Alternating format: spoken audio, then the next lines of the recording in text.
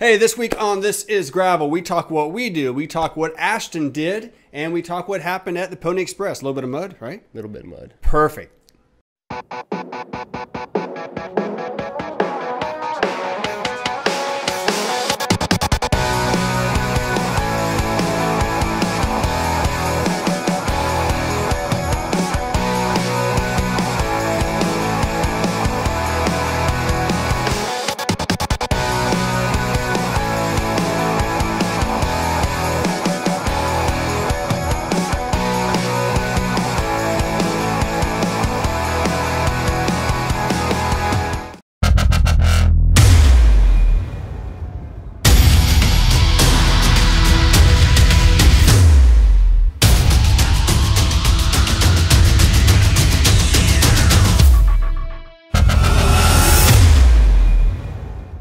Hey, and welcome to This Is Gravel. I am Bobby Thompson, and with me today, as always, is Neil Taylor. Neil Taylor, the Minister of Gravel. I like that. I like hearing you say it more than me.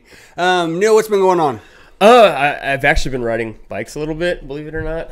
I know, it's crazy. That's good because that's what we talk about here on this show is riding bikes. So. Yeah, so it's actually nice to get back out on the bike. I think 4 of the last 5 days I've been out on the bike, which hasn't happened in a while, I would say, partially because we've been having a lot of rain here in Kansas. All right, last week was nice and wet, sure. Yeah, and then also doing some half marathon training, but I've got my schedule worked to the point that I can run and ride on the same day and feel good afterwards. I have no idea what the running thing is. Does single speed do this to you? Is this like the progression you go from gears to single speed to running?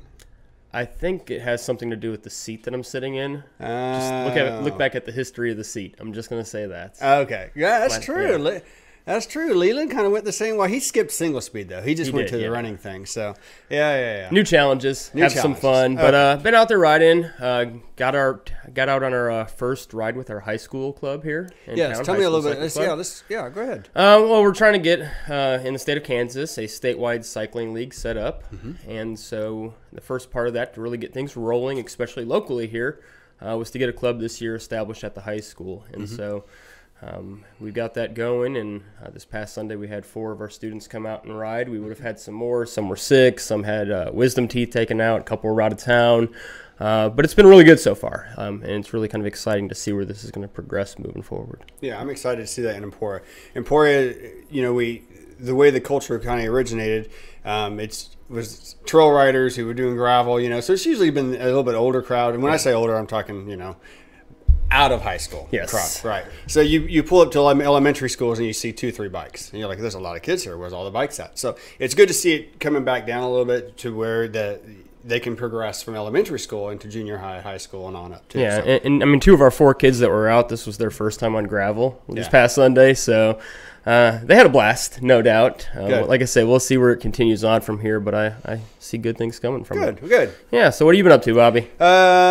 Working. So working and riding. I've been riding quite a bit, but I have the Hondo coming up this weekend. I'm going to go down there and do the intermediate, which is 77 miles at this time of the year. That sounds really good. Yeah. Plus, I have a birthday party to get back to that night, an 80s birthday party, and I'm an 80s child. So that's going to be fun to get back to. So for me, I'd rather go out, blow myself up for, 4 or 5 hours. Four. Let's say 5. Let's say 5. 3.5. Yeah, whatever. And then come back and have an enjoyable evening and not be totally spent. The long version of the Hondo is 119 miles. So I wanted to do single speed, but since I'm doing the intermediate anyway, I might as well. And the whole goal is to knock it out as fast as possible. I want to stick with my geared bike and do that. So cool. Excited to do that. And then I've been playing disc golf too. So I got a tournament coming up. So see, I can do. You can do other things too. Yeah. Right. I tell you what, walking is hard. Walking 18 holes, I mean, that's a long ways to walk, and it's not fun. So I'd much rather they have. I saw that golf has, and whether it's new or not, forgive me, but I just realized it. It's basically a super souped up scooter that you can ride around golf courses on, and you can put your golf bag on it. We need that for disc golf. Kind of like the ball cop guys? Yes, yeah. It's basically like that. They're like the Segway, but it's got the longer thing you can stand like a skateboard. That's what we need for disc golf. So I say we when I've only been playing 10 times, but now I'm a disc golfer. So so that's where we're at. So yeah, it's fun to see what else pops up other than when gravel starts to wind down towards the end of the season. Speaking of that, good friend of ours, Ashton, rode gravel with Ashton for quite a few years. Now all of a sudden, Mr. Ashton Lambie is he doesn't even answer my text messages anymore. I sent him a love letter last week, and I got nothing back from it. So Ashton has definitely found some success here recently. Matt had a chance to talk with him, and let's hear what he has to say. Here today with Ashton Lambie, fresh off a new world record. How does that sound? Sounds pretty good, man. I like it. Yeah, good. Ashton, kind of walk us through what you were able to do down in Mexico last week. So in Mexico last week, I raced 2 events with the U.S. national team. This is our first event for Olympic qualification points that we're going to earn for the next 2 years. So it was a pretty big event for us. Basically, all the countries in North and South America are qualified to ride. It's a regional games. So the same as like European championships. So I went down and with the team rode team pursuit and individual pursuit. In the team pursuit, we won. We had 3 rides. In our gold medal final against Colombia, we set a new national record. And then in individual pursuit, I also won that. And in the qualifying round, I set a new world record, which is awesome. Very cool. First, most of our audience is kind of gravel-oriented. What is individual pursuit? It's just a time trial. So it's a 4-kilometer time trial. So you go from standing start out of a gate, and it's 16 laps on a 250-meter track. It's roughly, I would say it's the equivalent of running a mile because it takes a little over 4 minutes between 4:07 and 4:20 usually. Okay. Now, I think we have to take a step back talking to you because we've talked to you out at a lot of endurance-style events, whether it's Mazy's, Gravel Worlds, Dirty Kansas. Yeah. I mean, you did 23 hours across the state of Kansas, 430 miles. How do you end up at an event where you're racing for 4 minutes?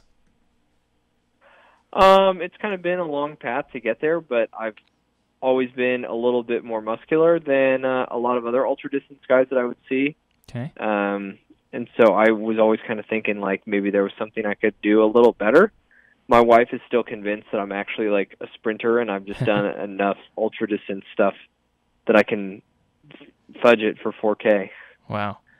Or longer. What do you think maybe the ultra endurance, how has that gotten you to where you are now and helped you with this path?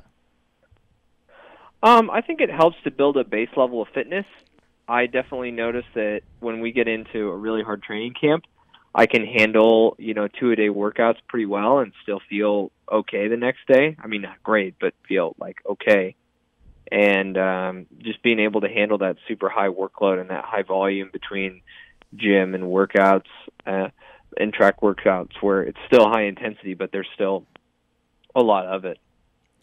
Are a lot of the cyclists you're competing against, what are some of their backgrounds, even on the team with you? Yeah, almost everyone comes from the pro or junior road scene. Okay. That's just that's just how it is. The natural kind of progression for people there? Yes. Okay. When was the first time you got out on the track? Because I know being based here, Lincoln, Nebraska, Midwest, Lawrence area down through here, there's not a lot of velodromes around. No, the closest one is Colorado Springs. I started off on the Lawrence Grass Velodrome. Okay. Out on the northwest corner of town, off of Farmers Turnpike. So I started out there and then raced on a few other velodromes on a road trip that me and my wife took to San Diego. Okay. So I hit up some other velodromes there, and then my first probably real big race was down in Florida. So I do have to travel a lot, and I mean, that kind of just goes with the nature of the sport because we're traveling to competitions all the time. Last year I visited almost a dozen different countries. Okay. Just for racing and training and all that good stuff. And so was last year your first year competitively going out for it? Yeah, I would say, last calendar year, yes. Okay. Very cool there with that. Where do you kind of see this path taking you in the future? I know you mentioned about this being a qualifier event, so where does that event push you towards? Ideally, it pushes us towards Tokyo 2020, towards the next Olympics. Okay. Team pursuit is the main focus of the program, just because that event qualifies us other spots and other events. Same discipline as track cycling. Okay. But if we qualify at team pursuit, we automatically qualify Madison, which is another track event. Okay. So we're doing pretty well with team pursuit. That's still my main focus. Okay. And then world championships in getting a good result there with individual pursuit. That would be my secondary focus. But individual pursuit is not an Olympic event. Okay. So you, if you're looking at Tokyo, you've got to qualify on the team pursuit. Correct. Yeah. Okay. Very cool. What does it mean to you to kind of put on the USA Cycling jersey and be a part of that team?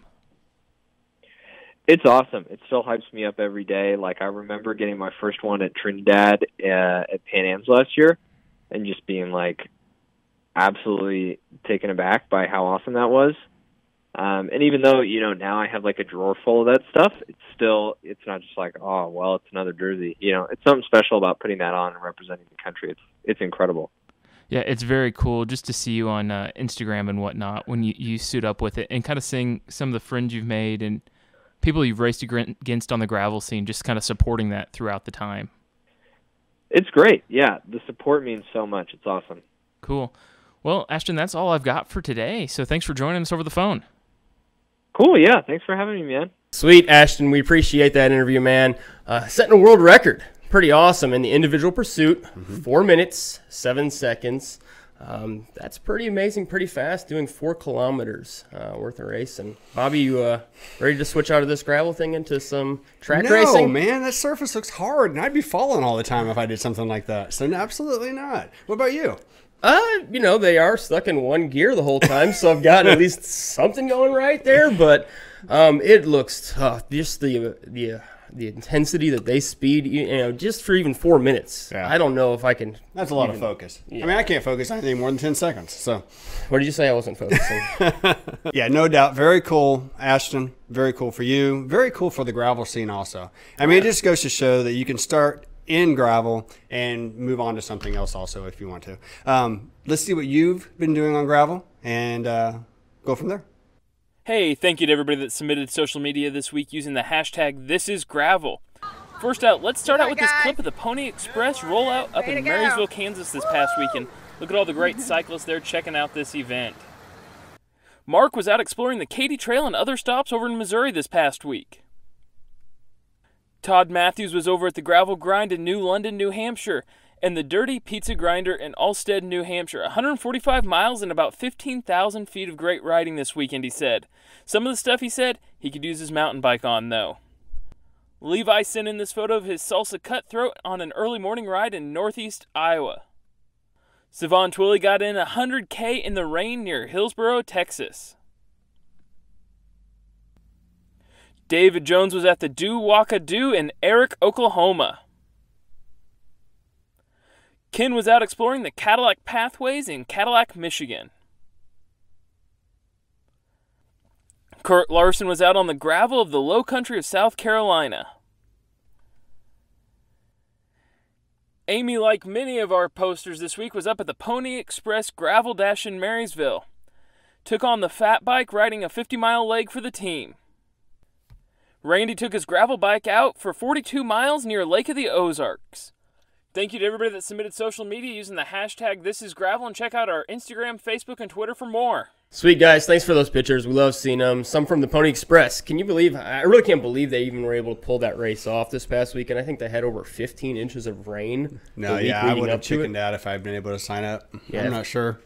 I think kudos to everyone who went out there and knocked that out. That's awesome. And kudos to the promoters for being able to find the roads that were still rideable after that much rain. I'm going to say they definitely went out there, and I think they did multiple reroutes to make sure that race could happen. So kudos to them for doing that and not having people tear up their bikes too much for a race. But it was awesome to see them pull it off, and a lot of folks got up there and knocked it out. I know locally, Lynn Bluebaugh, she won the women's event up there, and so it looked like there was a fun time up there to be had, especially I've heard nothing but good things about the roads that they are able to find up there, the beauty of them. So definitely cool. Put it on the bucket list for next year. Mark it down. Mark it down. Speaking of, I mean, there's so many events this fall. So find the event that suits you. Get out there, ride your bike, enjoy the weather. Can't wait to see you. Make sure you hashtag us at This Is Gravel. Send your pics to the Minister of Gravel, Casual Cyclist, Gravel Guru. Let's see what's on your schedule for the fall. See ya.